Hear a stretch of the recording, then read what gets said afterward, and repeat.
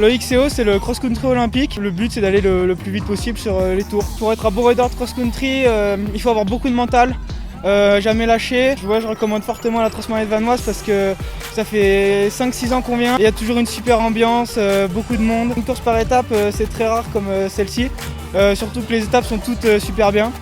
C'est hyper court, hein, ça va être un peu plus d'1 heure de course pour les meilleurs, donc faut être hyper explosif. C'est des tours un peu punchy, techniques et bien physiques. C'est marrant parce que du coup on tourne autour sur une boucle.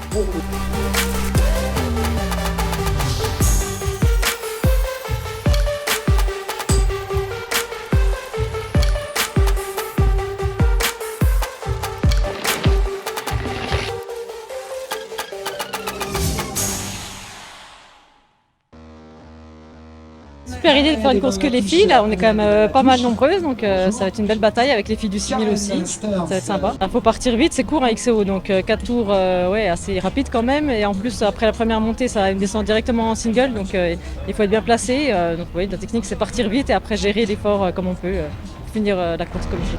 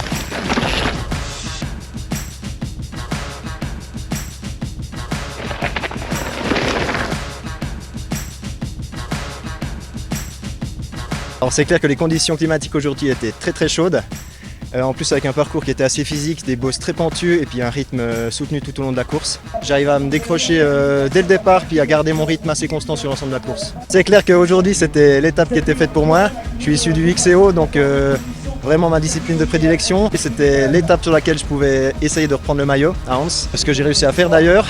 Demain ce sera autre chose, une épreuve de marathon avec un parcours très compliqué, des longues bosses et puis on verra comment j'arrive à me défendre.